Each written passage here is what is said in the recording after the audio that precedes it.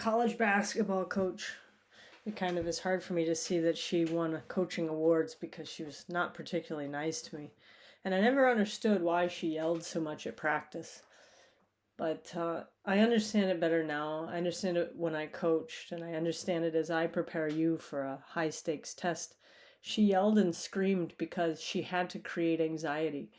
She had to make us feel so anxious, and we had to adjust to it so that we didn't have a overreaction to the anxiety, right? That's what it meant to hold up in the games and not back down, and to make sure you could perform on game day.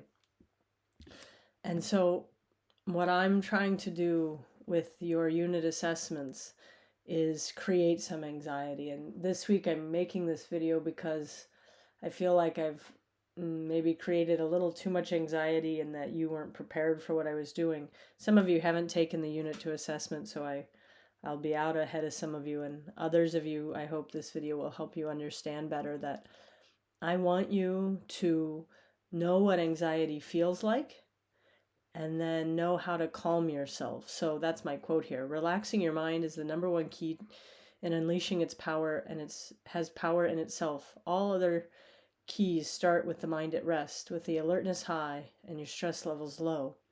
So you're going to have the stress of a coach yelling, stress of me putting things on the unit assessment that you're not prepared to do, right? And you're going to have to be able to keep yourself calm. And that's why I put the little brain here. Is we've been working through the brain, right? Brain stem. This is your heart beating, and right, the very visceral fear of maybe coming in contact with a snake. And these are the emotional centers, and this is where real test anxiety sits. And what you want to be able to do is think, right? You want to be up here in your frontal cortex. And so we have to keep this part of our brain very, very calm. So what do? We have to be able to say to ourselves, I don't need to know everything on the test. All right? I'm going to put some stuff on the test that you don't know, and you just have to look for what you do know. All right, and it's going to come in handy because the end of the year exam, the AP exam, is going to have questions from the whole year, and you're going to have to know how to deal with it. So I hope that by us practicing with each unit, that I don't know this and I'm putting it there on purpose. And of course, I'm not going to use it to measure mastery of that unit, right? So don't be panicked if you don't know everything. Just go through the test looking for what you do know. And if you come to something that, like, let's say you should have known it and you didn't, well, that's okay. Then we'll go back over it. Most of the time, I ask you to fix your test questions.